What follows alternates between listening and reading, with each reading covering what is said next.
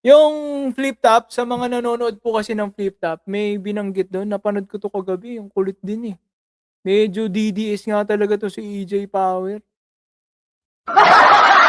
Tapos yung kalaban naman niya, si Beatroom, ano naman, anti-BBM, anti-Duterte din yun. Ito naman mukhang anti-BBM lang. DDS, eh. Ayan, sabi ni ano, ito yung linya ni EJ Power. Humanda ang hukbong sandatahan, aktivista at buong mamamayan. Tara, sabay-sabay natin sunugin yung loob ng Malacanang, sabi. Eh, siyempre public yun, 'di ba? Dapat di siya nagsasalita ng gano'n. Gano'n talaga, ginagamit, wala ng pinipiling linya. Oh, nagsalita ngayon po itong si Secretary ng, DILG 'no, na si John Vic Rimulya, yan. "I'm a fan of Flip Top, I watch it myself, but that's inciting to sedition." Walang pinag-iba yan sa mga nagtatanghal ng rally sa stage tapos mananawagan ng Marcos resign.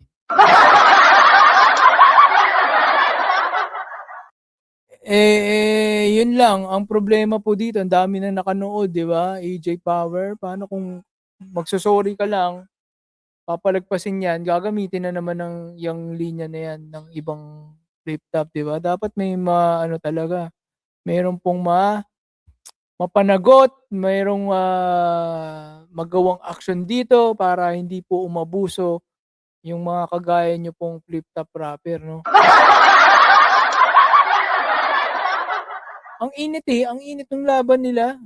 Talagang gumagamit sila ng tungkol sa ano, rally-rally, ganyan. Pero binanggit si BBM, binanggit si Duterte. Pero ano, nakakatawa, nakakatawa yung sa paggamit nila, yung delivery nila. Pero dapat, eh, 'di ba, namimili rin tayo. Lalo na yung mga kabataan, 'di ba, yung mga kabataan puwedeng mapusok yung mga damdamin, maano sila, eh, maniniwala sila sa mga pinagsasabi niyo, 'di ba? Yun ang problema, 'pag naniwala sila. Gusto niyo bang panoorin 'yan, yung video na 'yan, yung yan ang magka-copyright sa'tin 'pag pinanood pa natin. 'Di ba, yung kay ang daming ano, daming, balita kasi. 'Di tayo makapamili kung ano unahin natin, eh. Pero ito nga, 'di ba, 'yan, oh, humanda ang hukbong sandatahan. Yun pa lang, eh, 'di ba, parang inciting, sedition na 'yan, as if naman kaya nila. Dati nung panahon ni Noynoy, hindi 'yan kaya. Ah, oo, yung 'di ba, yung panahon ni President Ferdinand Marcos, talagang nagra-rally-rally sila, ganyan, 'di ba? Kasi yun lang yung nagagawa ng tao, eh. Ngayon may social media na. Alam ng mga tao ngayon na may mga kampo na personal interest lang, 'di ba?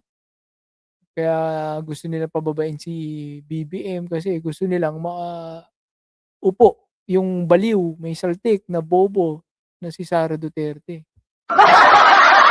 Kaya hindi po talaga kakagatin ng mga tao 'yan, 'no, sa panahon ngayon at, alam mo naman 2 years na lang, eh, 'di ba?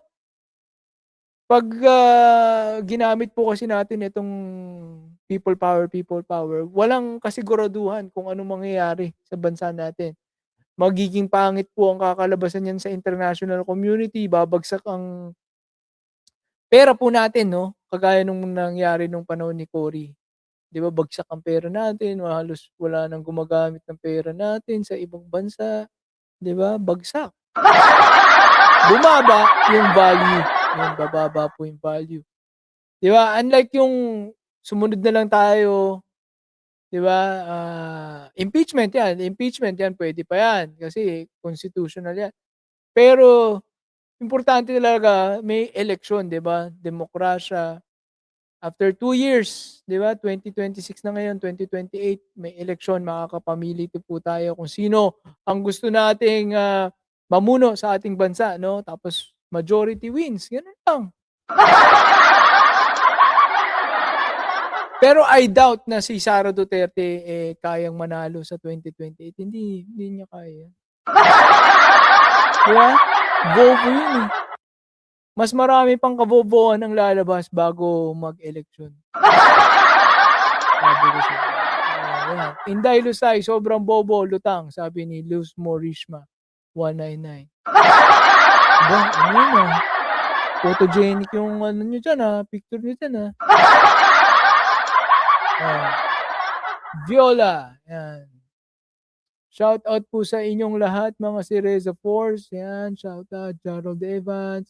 'Yan, nakalagpas 1 hour na rin po tayo, 1 hour 10 minutes 'no? Yun lang po muna ang ating mga topics, napakadami nating gustong, talakayin, eh. Kaso siyempre limited lang po ang ating oras, 'no? May pasok pa tayo. Ay, parang gabi ko bumagsak yung ano, masamang pangitain bumagsak si ano, Digong. Tawagan niyo yung dahig baka may nangyari kay Digong. Ano ba nangyari? Pangitain yung bumagsak. Garapon yan.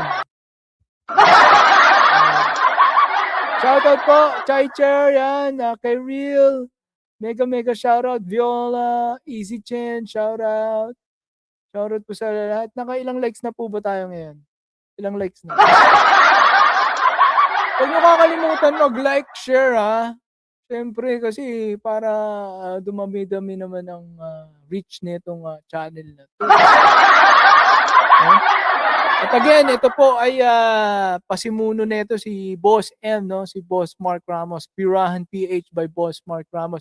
Follow po natin sa Facebook, Mark Ramos, ang ganda ano, pinapalawak na ni ano, ni Boss o Ninong Ramos po ang kanyang kaharian kasi dito sa YouTube, namamayagpag na po dito si Ninong Ramos. 500K followers, 'di ba? Grabe. Idol.